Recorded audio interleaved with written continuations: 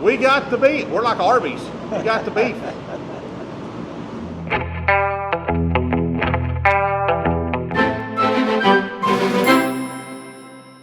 Hey guys, we had a lot of positive comments on our video that we did about a week ago on how to fill out a cut sheet when you have your custom beef processed. We got so much about it that we decided to go ahead and show you the rest of our tour when we were at our new processing facility called Local Cuts in Zephyr, Texas. So this video is going to show you after the cattle come in and they're harvested, where they go. They're going to go into a cool room, and then from there across the processing floor and end up in the freezer as boxed beef ready to go out to customers. So stay tuned. We hope you enjoy this, and check back in a couple weeks because we're going to have a video come up about actually breaking down those carcasses into your retail cuts and show you how they do that there at Local Cuts. So in the freezer, everything comes in fresh and it's flash frozen.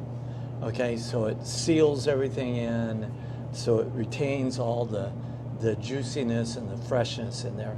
And the freezer is like minus 10 degrees. So it's super cold, and everything that we do is when we go in, it has a barcode to it, okay? And what that does, it tracks those specific with every cow that you're bringing in, okay? With every half of a cow that you're bringing in, every side, it will have its own identification, and it will be barcoded and tracked from the time that they're dropped off to the time that they're picked up, so you know 100% that it's your beef. Gotcha. Okay. Real quick on the flash freezing. Now there's not all processors have flash freezing facilities, right? Right. So the other one, you roll them in there, and their freezer's at what, maybe 27, 28 degrees or something? That's right. And it takes however long for that side that may be this thick on the rump to freeze all the way through, right? Mm-hmm. And then, but here it's quick. Right. So, all right, well, let's take a look. And we have everything is duplicate in here, so there's always backup. In case one side fails, the other side will kick in. Right now, what we do is it alternates, so that the cold air is dispersed throughout the freezer. Okay? So we're going to go in here. It's going to be cold. Okay. Should have brought your jacket. Should have brought your ag gear. And as an example, you'll see, okay, that this particular customer, everything is barcoded, okay, and we actually put the cuts, the label of the cuts that are in the box. So when you pick it up, you've got your weight, you know exactly what your cut is inside that box, okay, and that it's yours. So as you can see, we've got a lot, and we've got a lot of capacity that we can bring in, and we can bring as many cows as you want to bring in. Okay. Well, like I say, it's super cold, and we've got 2 systems, so it's always fail safe. So guys, this is really awesome for us because the processor we've used in the past, you just got a box and it had, just a marker writing on it, like box number 1 of 3. And this is really awesome. I'm excited to see the first box that says bar 7 beef on it and has, the cuts and the weight and everything. So, and I made a mistake when I said it's flash frozen. It's not that that a side's coming in here and getting frozen. It's the meat after it's processed. After it's cut. When they're hung in your cool room, what's the temperature in there? So what we do is, again, we have 2 systems, and one is colder than the other. So when we bring it in, it comes in at 33 degrees. So it's immediately taking that meat and automatically cooling it. Okay. So when they get harvested on the kill floor, they get split and they go into the first cool room. Yeah. It's 33 degrees in there. That's right. And they hang there for 14 days. That's right. Unless you want it hung longer, and then it gets processed and it comes in here and flash froze. Right. Oh, they're freezing to death. Let's get them All out. right. So, will our boxes have these labels like this on them? If you got labels, you can have them where they're all custom. So they have those labels made and brought to you? Yeah. Okay. So, and then, yeah. So we have private labels. So if you want to have your own Do you label have a put on- company that you could put us in contact with? Absolutely. To make Yeah. So yeah, I would love they to can do get. the whole thing. Yeah. So it's got your look. I'd love everything to on look at there. that. So Yeah. all right. All right. Do you got a jacket in the truck? I've got a couple of them in there. Do you Well, want this one will be a little bit easier. Yeah, this one's only 30. Okay. This is a lot warmer in here. And Get on again, in just the cleaning crew comes in and they will clean everything so you can eat off these floors. Every day. Tomorrow morning, everything. Everything will be 100% clean where you can eat off the floors. Okay? And this is the processing room where the cuts get Yeah, cut? this is the fabrication room. Fabrication. Yeah. And we've got our packaging over here. They're going to have to rewash the floor, Mike. Yeah, just be careful in terms of walking. Yeah, it's pretty slick. Our smoker is over on the other side. We'll see that tomorrow. Everything comes in on this rail where it's dropped off, and then everything's going to be cut specifically according to that cut sheet. It's all custom. This is awesome. And then one of the things we do is we clean these floors so they're always clean. There's no debris in the cooler, in the carcass cooler. Okay, and as you can see, we have not only the weight for this side of beef, but to who it's specifically for. Okay. So your customers will have that. Ours will have a label on it here that says Bar 7 That's right. Ranch, and then it'll Yeah. have customer beef. So when we talk about halves and wholes, so when an animal is harvested, you don't run the whole carcass in here. You bring him in inside. So once he's harvested, he's split right down the middle.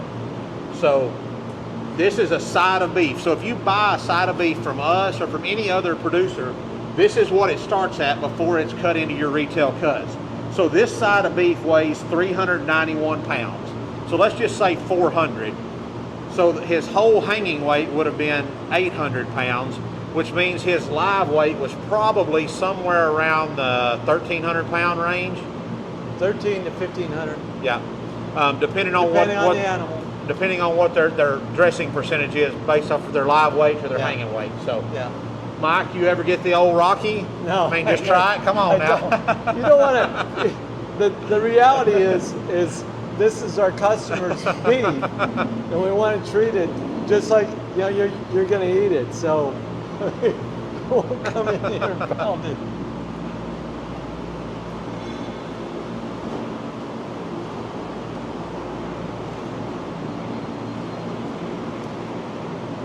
And then we have specific days where we bring in, and this is for the pork. This is our hog day, where it was earlier this week. So, one of the things you see here, guys, is you see this blue stamp right here. This will be the front shoulder of this hog, and it says U.S. inspected. So this is a USDA inspected facility. So you have an inspector here every day? Every day. And what does this inspection stamp mean? Well, that means that you can actually sell that anywhere in the world. Okay? So not all processors are inspected. No. So some processors, they can't sell, like if I was selling this beef at an uninspected processing plant, I couldn't sell cuts of beef to someone. I would have to sell them a live animal, then they would pay for the processing and get the processing out of it. Here, this has been inspected, so if I want to take the bacon off of this hog and sell it, we can sell it as bacon, not as a live animal. Absolutely. We're going one step further on our cattle. We're going to pay as producers to have ours graded, which will tell us if it's prime, choice, heaven forbid one, select. I don't think there's any possibility of that, but who knows? Not the way they look. So yeah. And then I think the other thing is when you talk about custom, the reality is it's all about safety, and it's all about making sure that meat is as good as the meat that you get in the grocery store. And that's why it's so important to get your meat from a federally inspected facility as opposed to a custom. Custom, they don't have an inspector. They aren't required to keep their floors clean. They're not required to do anything, you know, except whatever they want to do. Not held as near as stringent rules as you are. Absolutely, absolutely. And then y'all also do lamb? We do. Lamb and goat, or just lambs? Lamb and goat. Okay. So we might have to feed out a lamb just to try it. Yeah. I mean, we raise Dorper sheep also. Yeah, sure. So, lamb chops. Okay, so let's make it. Have these been in here longer than these? No. So let me make a guess. So can y'all see the differences? Can y'all see the color difference between this carcass and this carcass? I'm going to guess that this is grass finished beef versus grain finished. Yes. Is that right? Yep. So a grass finished beef, your intermuscular marbling, your fat is going to be more yellow colored, much like a deer or a wild animal that you process, versus a grain finished animal that's going to have this white marbling. So that's pretty neat to see the difference of them side by side here. Oh yeah, absolutely. All right. I would love to do that with with our beef hanging in here. Like, how much room would 17 steers fill up in here? Yeah, we can run them right along here because we're gonna do them back to back. So we can put them in two railings. So is that the next one's coming out or down there? They're going into processing? Out. Yeah, everything goes this way. So it comes in here. Like I say, these coolers run 2 degrees cooler than those coolers, these coils. So I guess what I'm asking though, Mike, is like So what we'll do is we're going to put them in. This will all be gone, and we'll put these in. We'll keep those right side by side so you can see the 9. Well, probably 4 or 5. Okay. Unless you wanted to come back, we can. Well, what I was thinking is maybe when all of ours are at that end of this, like these won't all get cut up tomorrow, right? If you want to come back when we're cutting up, yeah. These won't all get cut up tomorrow, right? Well, no, these will be cut up on Thursday. So typically 7 days the grass fed, 14 days on your typical grain fed. Okay. Like yours. So this steer here, this carcass here, that's 14 days. Yeah. Will it stay in this room for 14 days? It'll stay in this room for 14 days. Okay. Yeah. That's what I was wondering. Yeah. So what I'd like to do is when all of ours are at that end of the deal, I'd like to come in and do a picture there in front of all of ours. You can do that. And then maybe watch them process ours. Yeah, we can do that. Y'all having fun yet? All right, let's get back out of here. This is awesome.